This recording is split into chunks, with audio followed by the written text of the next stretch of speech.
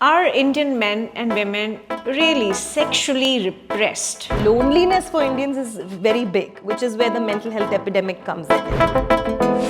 Young girls and boys who have no idea really about what sexual trauma is. Why should you suffer physical violence, financial abuse, emotional abuse? However, who is your family then? A lot of parents would be worried because gender has become such a fluid thing. 20 years ago, we said this is a woman, this is a man, and we'll agree, right? This is money, this is not money, we'll agree. Now, what is money? Is it crypto? Is it Bitcoin? There's a conception that masturbation is absolutely unacceptable. And I have been taught to hate my own body, and now I'm looking at them owning it.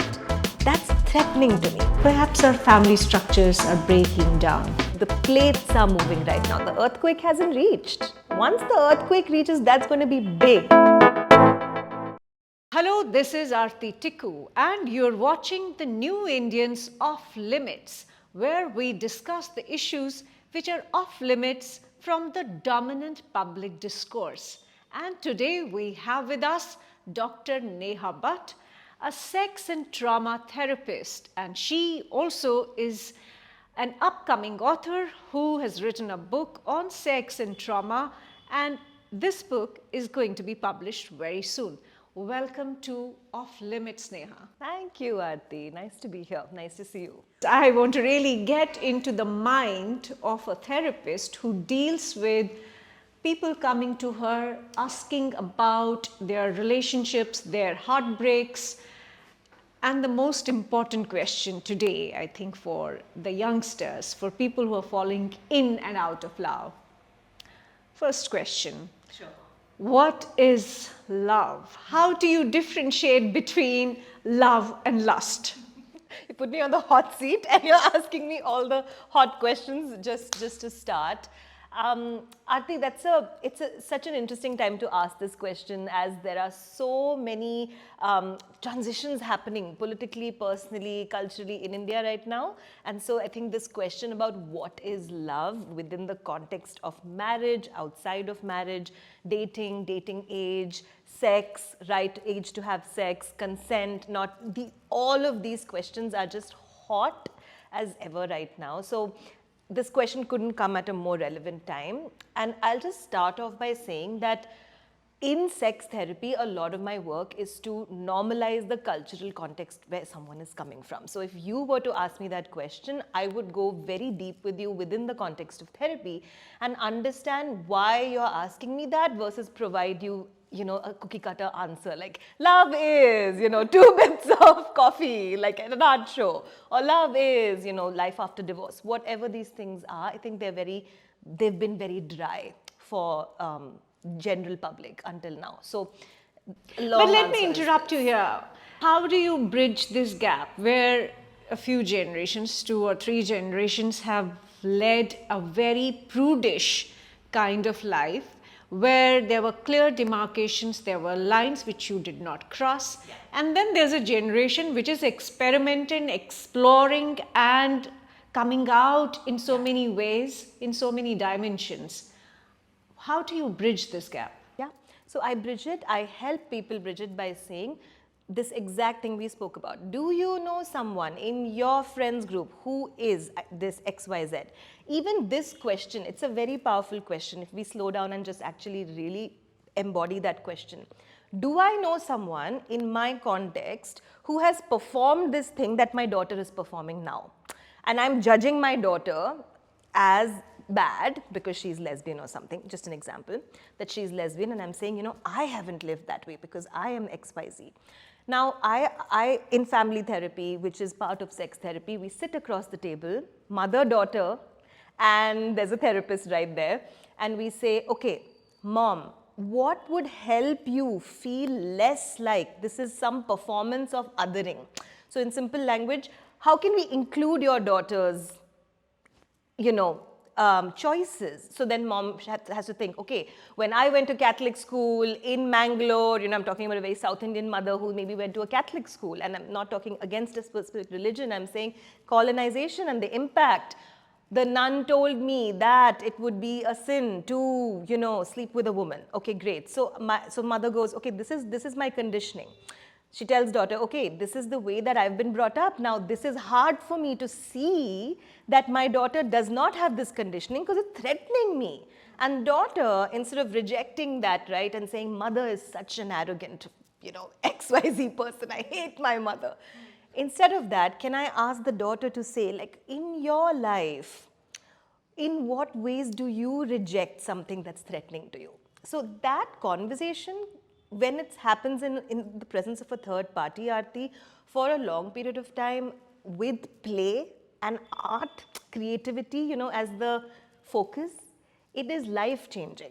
It is life changing. So it brings the political right in the dining table and it makes it easy to digest.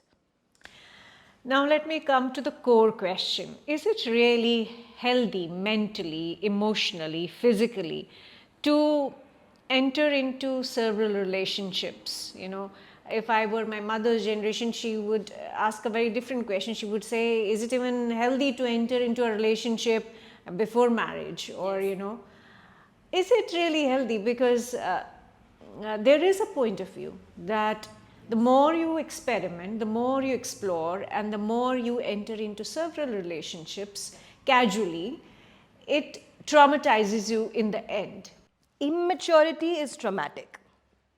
So, and let's look at the definition of trauma. Trauma is not what happens outside of us. Trauma is what happens inside of my nervous system and how I'm able to digest it. So you and I may sleep with the same person, for example, and you may have a different response to that person's dynamic towards you, and I may have a completely different response to that dynamic.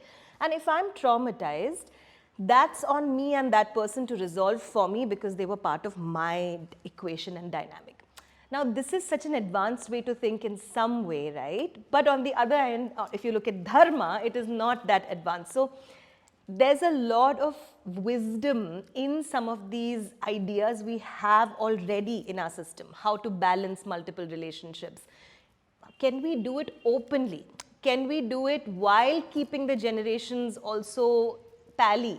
And not people pleasy, not like, oh my gosh, I just have to say yes to everything my elders want from me. But can I open out and say, this is the way I'm living. I'm a queer woman. I love my parents, and my child is allowed to do what she wants to do. And you are a part of a new India, parents. Like, you are welcome to this reality with me because now I'm in power. This is the conversation I'm helping have a lot of. I'm helping a lot of young people have today, but also older people have today. A lot of young girls, young boys who are not even in adolescence are entering into relationships, and then there is casual sex. And there doesn't seem to be a system or an institution or institutional education to handhold children through this. Oh my gosh. Preaching to the choir here. Yes. I mean, young girls and boys who have no idea really about what trauma is, what sexual trauma is, they're doing this. Yes. So how can India, I don't know, maybe institutionalize the education system in a way where children get to understand what it is, parents get to understand how to walk them through this. Yes, absolutely. So do you also get a lot of parents asking your advice, your counseling for going through this process? I get a lot of people who are extremely on the edge of conflict. So the one thing I've understood in our society is that people seek help only when there's a limit that's reached in their own life. It's not like this in other parts of the world where there's a little bit of normalization of going to a professional and asking for help. This is the newer part of that. In our country, we have the astrologer, we have the community guru, that person who but again, these are old ideas. But what are mothers and grandmothers doing? Or what are fathers and grandfathers doing while their children are growing up and are exploring and experimenting? Do you notice any change in how today's parents are dealing with their children suddenly discovering their sexuality? Yeah, so there are two questions in that, right? One is the previous one about the idea of like what is access, what is education, what is sex education, what is trauma education, what is health education. I mean, this is such a moot point. What is it? So people are just looking at social media and going to their favorite people and texting them, and that's where we have a lot of my friends who are sex educators who are saying, I will take that challenge on and I will meet it. Then there are older women who are doing this, younger women who are doing this. There are not a lot of men right now in the Indian context talking about sex education. So that's the first thing, right, that I want to like address. And the second thing you are talking about, if I'm understanding you correctly, is this idea of like what is the family system doing? Well, the family system is threatened and the urban family system is threatened. And there's a difference between what's happening in urban and rural. The urban family system is more disjointed because nuclear family is new. So newish for our context. So there's a lot of let me not have this conversation. Then we put on our news channels. You know, one of the reasons I'm so happy to be doing this interview with you is because you are going deep with me in this topic. But our mainstream news, we put it on and it's people yelling at each other because we disagree. Sure, that can be a political thing and we can keep saying this is nothing to do with what happens at home, but in fact we mimic this and we go home and then our father's telling us something and we've already shut down because we want to give it back and dad is ready right there to give it back to us, you know. This is the border of a schism which is, you know, psychologically this is scary to me.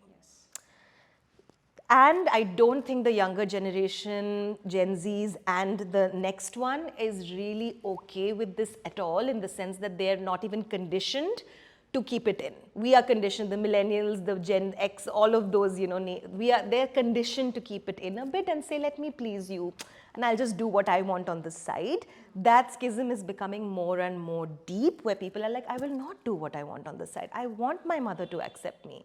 But it's coming in such a avalanche way, like an avalanche-like way, that I think the parent generation is very threatened.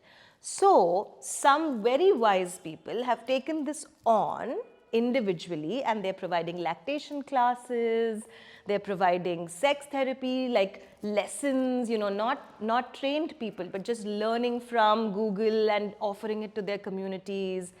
This is, I think, individuals stepping up. But to your question of systems, we are so in need of better systems. I mean, we're in need of books in different languages on this. We are in need of podcasts, of news channels talking about, like, let's debate. Let's debate, should polyamory be in our society or not? And let's have a long debate, not like only, you know, 20 minutes on a Sunday. So what you're saying is that there is a conflict right now and we don't have systems in place.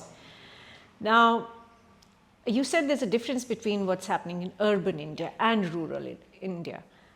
In fact, one of the metric about relationships is divorce and separation. Yeah. In rural India, you still have marriages working. Yeah. But in urban India, the divorce rates are going up. Yeah. Separation rates are going up. Mm-hmm. Couples just don't want to live with each other. So why is this difference? What is really happening in these two areas?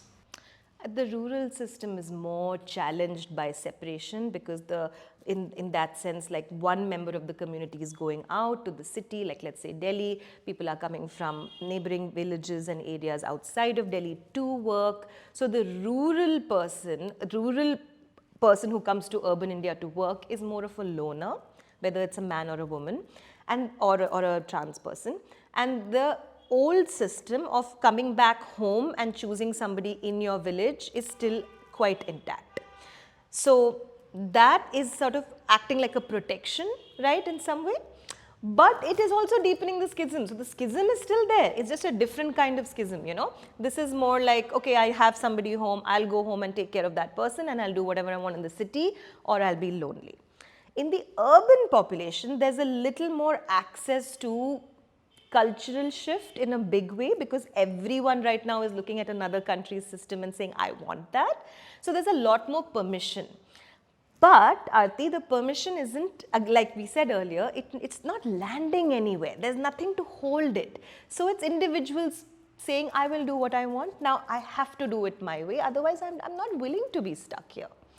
That loner, that sort of urban loneliness, the other metric is urban loneliness is very big, right? Rural loneliness is going to be the next thing. So loneliness for Indians is very big, which is where the mental health epidemic comes in. It's the mental health challenge for us in the next 20 years. Loneliness is also an urban phenomenon. I don't think so. No, I don't think so. I think the schism is just coming to surface. I think in 10 years we'll see it in the rural phenomenon, rural context as well, in a big way. As cities get... So are you really alluding to the idea that perhaps our family structures are breaking down across rural and urban India? In different ways, but yes, and they're changing. I hesitate to use the word breaking because we as Indians get very threatened by the word breaking, whether it's any kind of external idea or internal idea. So the word that's been good for me to use is like something is shifting and our shape is becoming, like our cultural shape is shifting. So shape shifting is a nice way to put it. And if you see it's changing, I think. It's changing, and if you see it like that, like I offer the metaphor of expansiveness, it's expanding into something.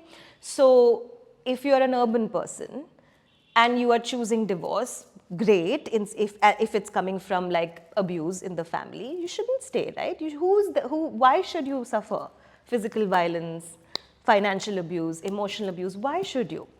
However, who is your family then, right? Because living alone and trying to figure out a very harsh life in a country that is not fully ready for you is difficult. So that's where the idea of chosen family comes in, right? So that's the next step which we work on with people. I work on with people. Who is your chosen family, and what's the way in which your own biological family is shifting? So it's expanding. So is it friendships? Is it mentors? Is it, teachers? Is it children? Would you like to adopt? I mean, these... Don't you think that somewhere, even though there is a lot of transformation in urban India, but it's still a taboo or still not acceptable for parents to have their daughter back, for example, if her marriage is broken? It's still something not acceptable to Indians. Aarti, it's all not acceptable. That's where I'm starting off saying. I'm saying even sex is not, like the basic of what was in our texts is not acceptable. So I don't even sort of stop there. I'm saying, look, all your choices have been taken away from you because of all the schisms that we've had generationally. Now is this interesting time. From now until the next 25 years, I put a number 25 psychically, but there's no real study behind this. It feels like this is the time to define individually what acceptance is like for me.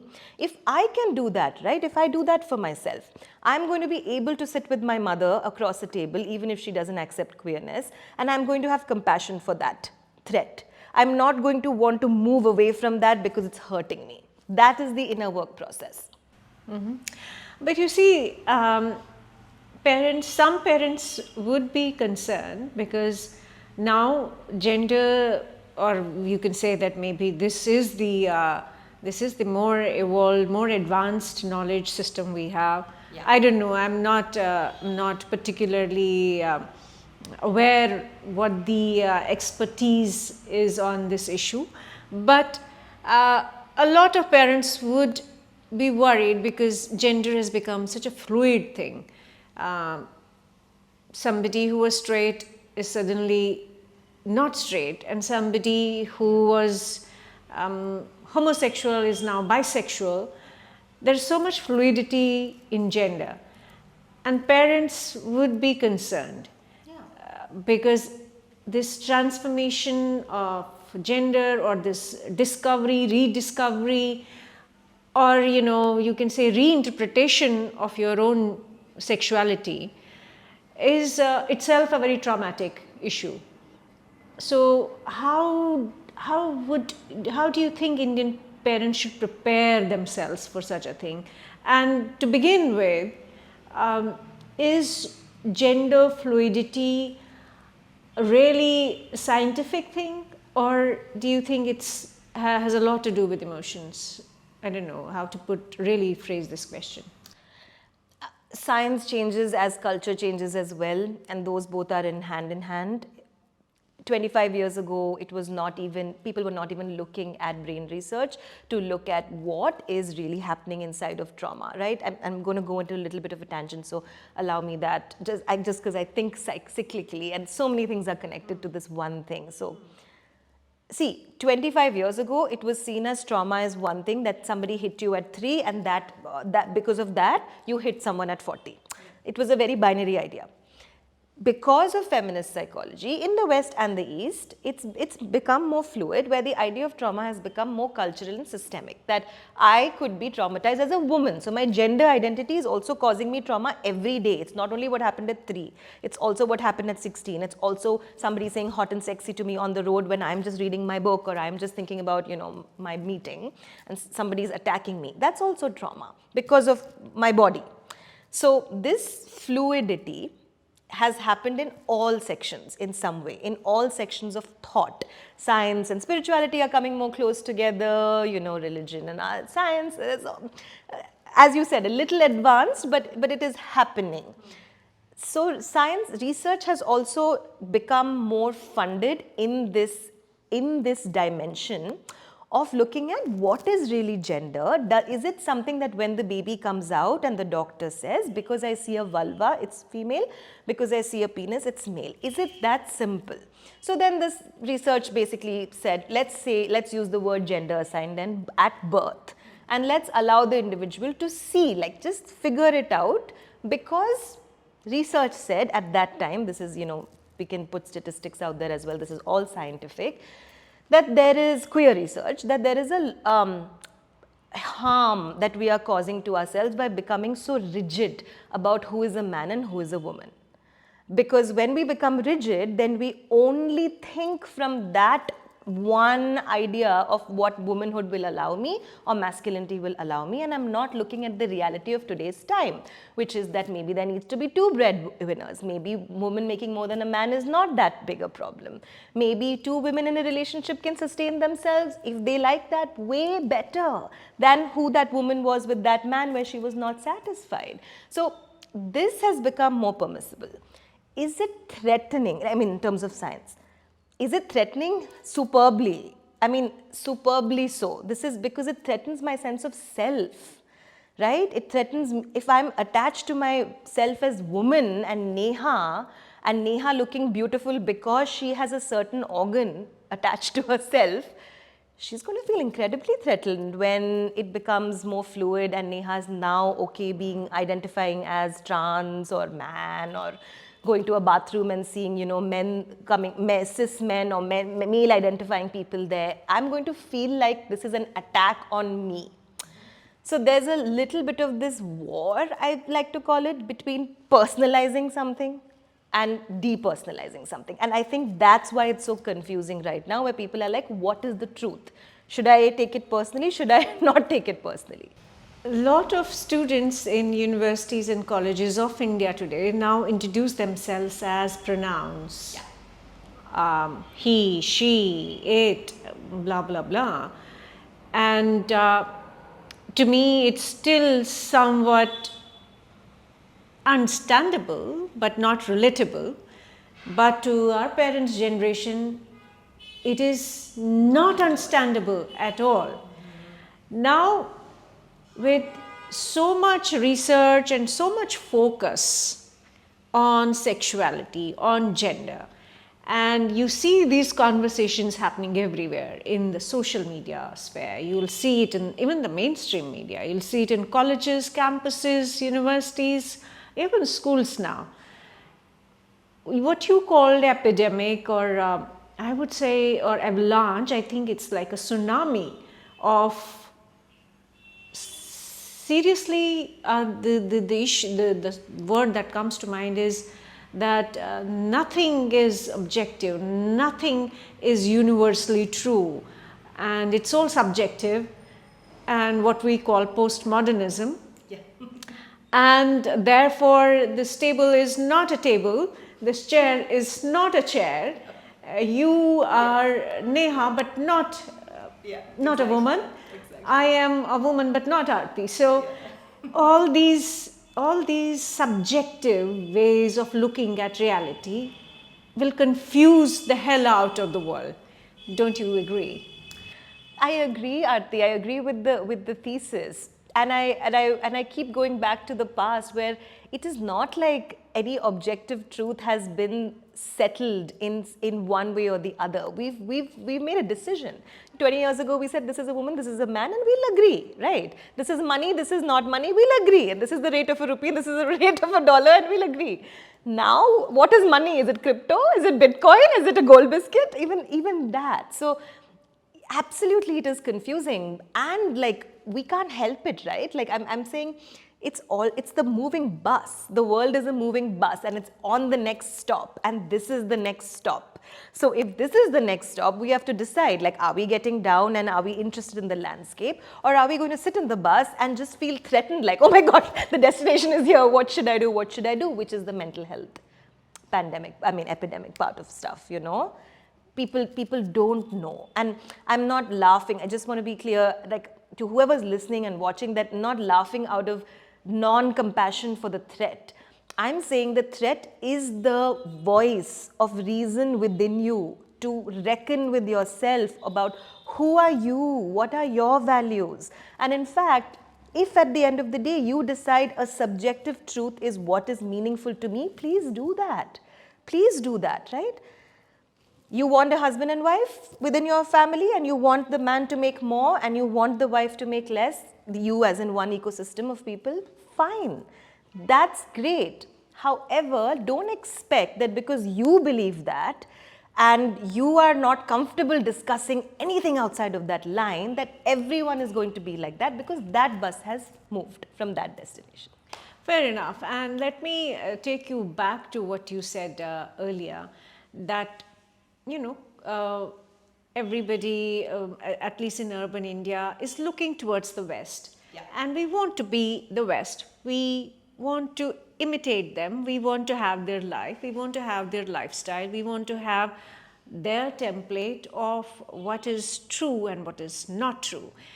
And to me, somebody who's a student of history and politics and international relations, I would say that this is colonization by other means, because we're still doing what we were doing earlier. Yeah, which is looking somewhere else. Somewhere else. That so when we became prudes, when we followed the Victorian mores and Victorian morals in society, we became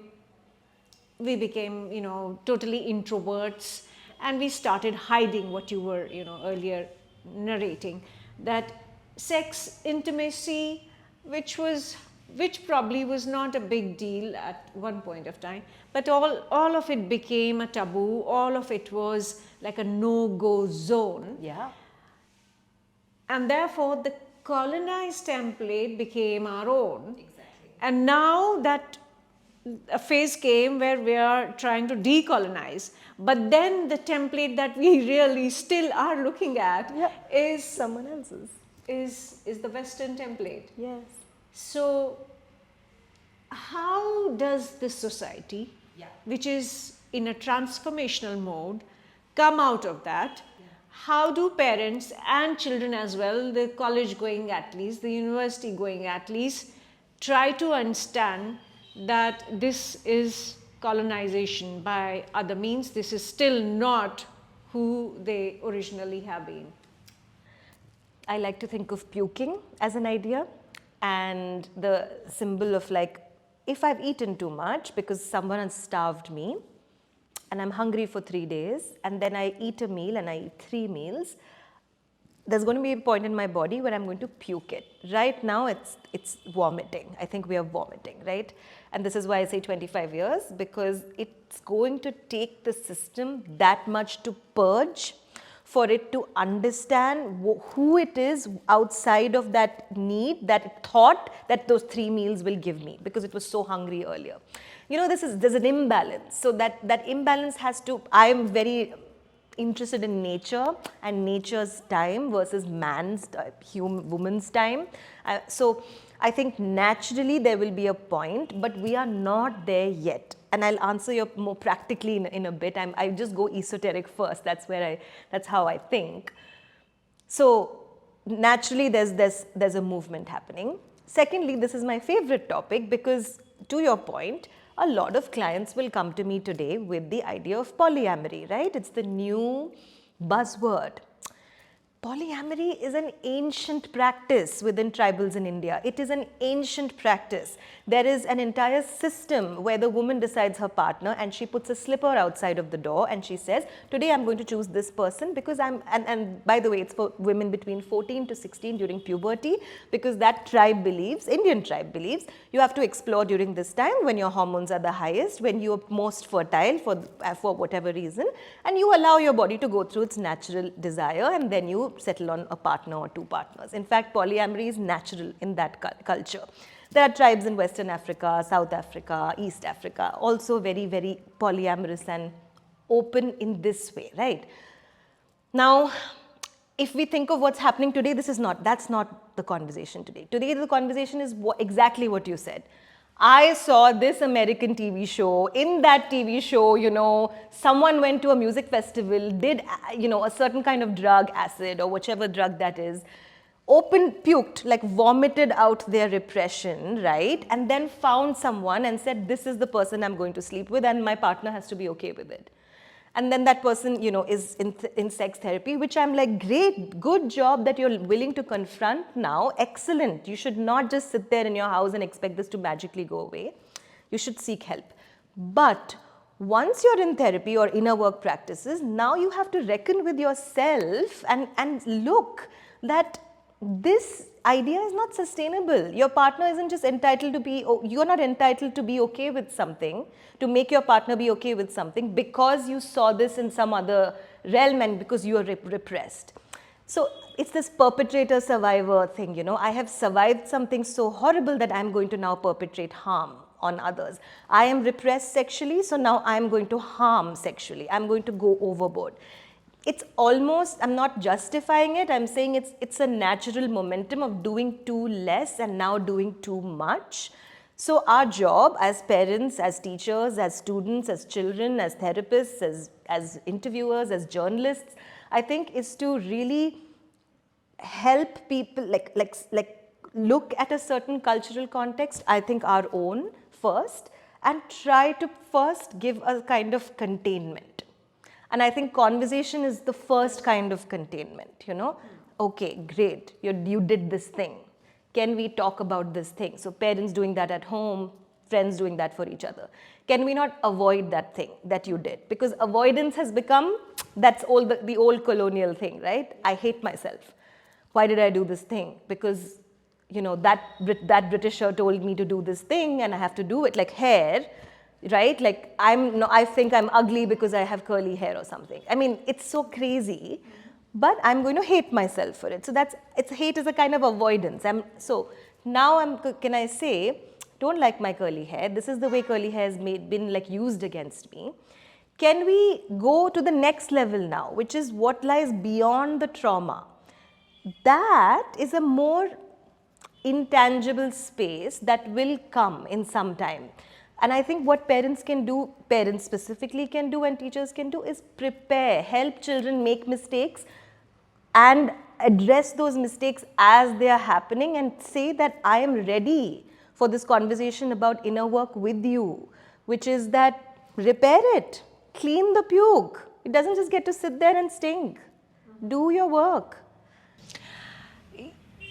I think before we move on to the next question, I want to ask you, are Indian men and women really sexually repressed? A lot of times, you know, we hear it from the West that we are a repressed society sexually. But while growing up, I was a literature student as well. and reading the Indian literature, reading Khushwant Singh's novels, if you read them, it was this sensuous sexuality of rural India, and it was so almost acceptable. And even though it was like hidden, but it wasn't really a big deal. Everybody knew that you could sleep in the village with X number of boys or X number of girls. But then what we hear from the West is that we are a repressed society. Who really is repressed sexually in India?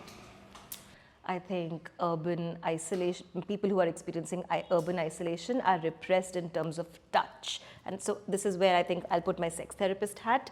There is touch deprivation. That I cannot take away. There is. Where it was more easy for people in joint families to access just touching a human being, right?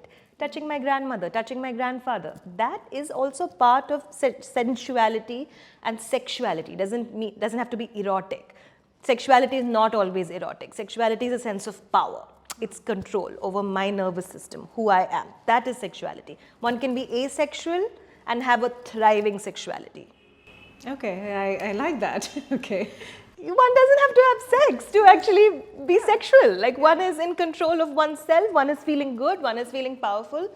That is sexual enough. That is sexuality. Human being is a complete human being. I didn't know that there is such a thing. I mean, this is very, very interesting. Can you elaborate on this a bit more? Because a lot of people do not even believe that there's something called asexual. Yeah. And a lot of people would be very surprised to know that you can be sexual and yet be asexual. You don't need to have sex to feel sexual.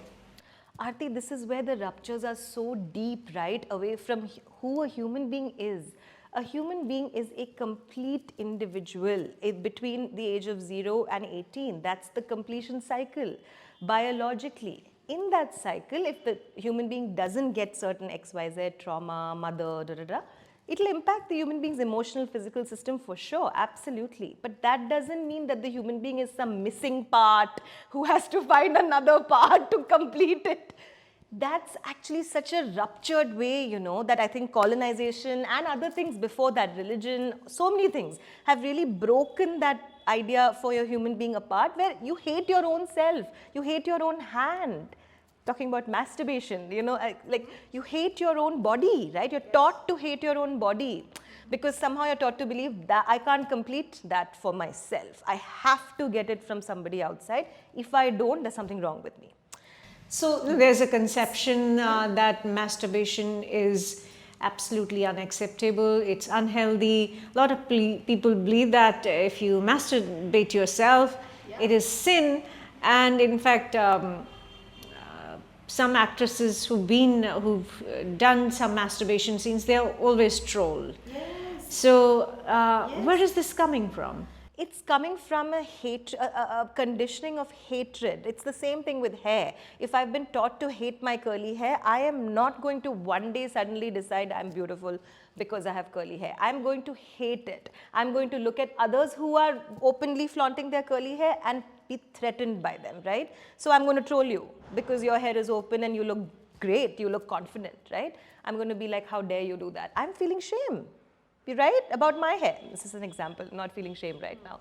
But so same thing with masturbation, where if an actor out there is doing that on screen and I have been taught to hate my own body and now I'm looking at them owning it, that's threatening to me. So this American, circling back to that idea, American idea of owning it is culturally not relevant for us. It's almost, again, like it's overlapping something on their cultural context, which makes a lot of sense in that system because of how that system is designed, and I will not go into that. That's a whole other interview. But our context has more layers beneath it, right? So owning it here is a very specific idea. It has to be in tandem with my environment because my environment is more enmeshed. So when I break out of it, there will be more ruptures. People will feel more threatened. There will be more trolling. However, when I can reach that idea of wisdom for myself, power and control within my own system, here I benefit so many because so many people are connected to me. So, do you see what I'm saying? Like it's a complicated connection of both kind of thing. Now, let me come to marriage. As in fact, we talked about it a little bit earlier. But coming back to divorce, separation, it's rising in urban India. You're saying that it will rise in rural India as well. Now, my question is, why are marriages breaking? We've been traditionally told that, in India, marriage is very sacrosanct. It's an institution where not only two individuals get married, but the entire families get married, involved. It's an emotional connection of not just two individuals, but several individuals together, two communities, in fact. What is happening on that front? Yeah.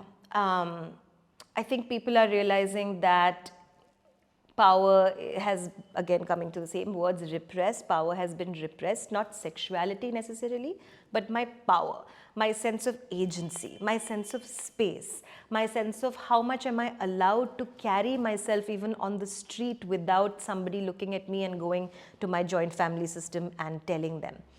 So it's a battle between that old idea of what family is and new idea of what family is. This battle is at its forefront now. It's just beginning, by the way. We are just beginning it, right? So we are looking at a lot of rupture and shaking. And I like to think of it as an art therapist, like the plates are moving right now. The earthquake hasn't reached. Once the earthquake reaches, that's going to be big. And I mean, right now, people are just questioning by looking at Instagram and social media and all these apps like, oh, there's someone who's living as a single person, in this Bangalore city on their own or in Delhi on their own. Wow, what a cool person. I wish I had that. This is still in wish mode right now. And people who are a little more privileged financially are making this happen. As this seeps down into more and more sections of society, more and more aspirations will happen. People want this. People want space. People want respect. So that definitely is happening. However, there's another aspect to this, which is reaction. I think there's a little bit of short-sightedness as well. I think we are the ADHD generation in some way, even if we are not young, like ourselves. If we are 70, I look at 70-year-olds in India being extremely scatterbrained because of the way technology is shaping us, right? Like we want shorter conversations. We can't look at it deeper and deeper and deeper. So I think that there's a reaction happening against that as well, and people are saying, I'm not actually going to do inner work. I'm not actually even going to talk to my partner about what I need. I'm just going to jump because I have this dating app. And this dating app is giving me the illusion that somebody better is out there. But once I go there, I realize it's actually the same mess because I haven't actually looked at myself, There's no inner science that's happened. There's no inner work that has happened. So nobody's really looking inwards. Nobody is pausing and looking within and trying to introspect what is happening to them and their surroundings and the technology and the stress and the pressures of modern life. Everybody is in a rush and in a reactionary mode. Which is like you said, the second colonization. I mean, that culture is great at that. Yeah. I'm not trivializing that culture, but that culture is solution focused. It is work first. It is all about just dump this one project that you're having and go to American startups function that way. Indian companies don't work that way. It's a larger conversation on work, but systems in America are fast. They are driven towards an efficiency, towards labor. So their technology, the technology apps that they build are driven towards fastness. So Instagram, I don't know if you know this, but or a social media app, let's say, it's made on the metaphor of a jackpot, which is why the idea of doing this in a jackpot gives you money. So this is neurobiologically designed, this app, that you keep doing this and you feel this ka-ching, ka-ching, and your brain gets a reward. That's why at 3 o'clock in the night, the first thing people do is look at Instagram to see who, you can be a completely balanced human being and you're still going to do that because technology is conditioning you there. Technology of that system.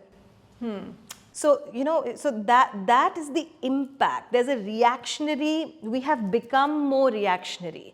We have, as humans, we have, and like the positive part of that is that we are settling less and less for disrespect. But the question is, are we doing our own labor to see then what does respect mean for me?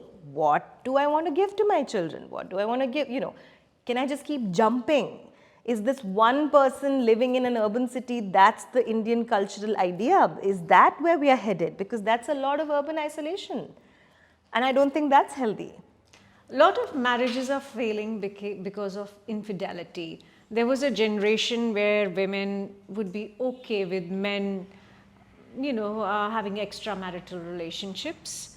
And then there came a generation where women decided that they also are entitled to the same rights as men. And a lot of relationships are breaking because of this. Is that correct? They're breaking because of, again, the inability to sit with the repressed, which earlier was accepted that yes, my partner slapped me also. Aarti, hundreds and hundreds of marriages in India and abroad, but here currently, right? I'm okay that that happened. It happened once. It will not happen again. But I will not talk to my partner about this because my partner is asking me, just bhul jao usko. वो मैंने किया उस रात को type of thing. Not respectful, not deep, not able to resolve, right? So person is saying, who's in that ecosystem, why should I sit with this when I have the illusion, I would like to say, when I have choice? Whether that choice is really going to lead you somewhere good or not, that's the question we have to ask. But that's what's happening. The same narrative, that what is repressed is coming to the surface. People like me who are at the forefront of being educated, being privileged enough to offer spaces, safe spaces for people to come to people like me, we are seeing the brunt of this. But it's very taboo because this is one of the first conversations publicly that is being had on, with somebody who's a journalist like yourself. Like this is not, people are not catching on that this is actually the need. Like this needs to happen more. So, can marriages be saved if there is infidelity? Yes, I mean, love can be saved if there's effort from all parties. That has been true since ages. I mean, that's actually, you asked me this question because, it's a much more detailed topic, but that's my expertise in some way. I work with people who have survived and perpetrated abuse in relationships and who still want to maintain that relationship. Is that a formula for everybody? No. But is that something that's commitment focused and effort focused in the presence of a third party or an entity that can really guide that person through? Yes. But I'll challenge you on the concept of saving. Because saving implies that we have to go back to how it was. I save something because I don't want to give up that thing. Yeah. It's not so much that as much as it's shape shifting. Can I accept my partner's XYZ and can they accept my need for more inner work with them? And now can we move to a next level? This happens all the time in therapy. This is when therapy is successful. This happens all the time. Now, the last question. That is it all right for, and maybe I don't want to be judgmental. Yeah, otherwise the audience is going to catch my throat. Marriage, an institution which we have cherished, in which we have believed in, which we think is sacrosanct. A lot of people today, young women today, do not want to get married. They do not want to have children. They do not want to be in the traditional setting of being a wife to somebody. Is this the future? And if this is the reality of urban India, for reasons which you will elucidate, is it also going to be the future of rural India? No, I don't think it's going to be that black and white, because I think that every conversation every new thing has a space for the old thing. So both of these happen together. at any time, if we look at if we look at past, there has never been a time where suddenly this new thing is the only way to do things, right? That's happened over many years. So we are at the beginning of a transition point. So in 100 years from now, perhaps society and the world will be more polyamorous, maybe mostly polyamorous, maybe marriage as an institution will break down, possibly. That's one, sex therapists, and like we discuss this a lot, like what's the 100-year future, right? Or it may be that people will go back to this idea of me and you only. Both are possible, and a third idea is also possible. But that's not really where we can focus or get any value from, because it's such a future conversation. Who knows, right? There could be wars, there could be more pandemics. Marriage is also dependent on so many other things, Aarti, not just sexuality and love. It's dependent on needs and social cultural desires, on status, on property, on money, on safety, security. There are needs, belongingness. And sex. And sex. And sex, absolutely. However, what is definitely happening now is that I think there is more space for people to choose things that were not the norm. Now that is looking like such a big part of society, that it's looking like this is going to be the next thing. That's not true. I think people, sure, there is status, I want to tell you this. There is statistics saying this is the youngest generation and the first generation in the history of the world of teenage girls who are not thinking about sex at 15, 16, 14. 14, 15, 16 is when you should be. You should be not thinking about having like penetrative sex, but you should be having crushes. You should be thinking about like... So what are teenagers thinking about at 14, 15, 16? Not social communication. They're thinking about video games, videos, being inside and getting that social need met through technology. So this is also a big thing on the rise, right? This is a mental health challenge that young people are not choosing to socialize because the stimulation has already happened from age of 8, where you've grown up on technology looking at a picture. An infant is nowadays, watching poems on phone. Parents are happily giving them the gadgets to watch and learn words. Yeah. So yeah, and this is not something we can ever escape, right? Because AI is here to live. Like this is the next. Those parents are thinking they're doing the children a service because by the time they're 10, those children will be able to code, and that will be like great for the family. There's a lot going on here, but while there is space for the new, there is also people choosing things like conventional marriage, choosing traditional gender roles, choosing to stay together in getting married by the age of 21, 22. There are lots of Gen Zs, by the way, who are married by 22. They've looked at the millennials and they're like, oh my gosh, these women are living alone in society in their homes. We don't want that. And that also is intimidating, yeah. So, yes, as I'm answering your question, I'm kind of telling the audience to be a little careful before deciding that this is going to be the future, that's going to be the future. These are trends. These are trends based on what one is seeing on technology. Okay. So, Me Too. Me Too actually, again, a Western, you can say, movement which sort of caught on in the rest of the world. And a lot of women came out publicly disclosing incidents of rape, abuse in workplaces. But at the end of the movement, a lot of men have been complaining, and even women actually, that the movement, even though it was good in many ways, but the negative side of the movement was that now men think twice or even several times before approaching a woman, for a relationship. Has Me Too movement hindered and created an obstacle, a wall between people in India for having a relationship? Can I go into this as an answer? Because this is literally what I do. I started working with survivors 15 years ago, and I realized that there is not a lot of work happening for people who perpetrate. Not necessarily men, not necessarily women, across the gender spectrum. There are sexual violence is a human shadow. It is a problem in every family across the world, where rapists are not people who come out of the bush, they are people known to us. They are uncles, brothers, sisters, mothers. It's a hard thing to talk about, but it's a true thing, right? Also, sexual violence looks like many things, not just rape. It looks like slut shaming. It looks like telling people to not be who they are. It looks like beating people up when they're telling you stories. Lots of violence attached to that.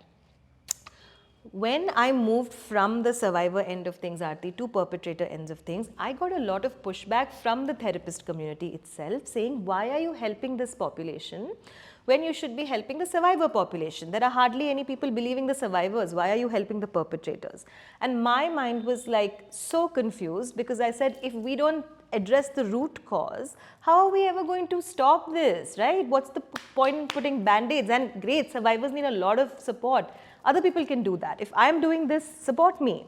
So I've kind of built this niche in this area. That's when Me Too happened in 2017 to 2019. This was like the biggest eruption. In India, 2018 was an eruption. I think it's quite a sexist myth that was thrown by a lot of people in power, saying, now we're so scared to approach you to even talk, right? And our response, a lot of people's response, therapist response was, now welcome to the club, to what people have been feeling years and years being your employees. People have been threatened to wear skirts at work because they know that you will spank them, or you may say something, or you may write, you may try to promote them and then, demean them. I mean, abuse. So it was very convenient for people to, for a lot of people in power who did that, to come and sort of put that narrative out. But is it true that people have become a little more cautious? Yeah, it's true. It's true.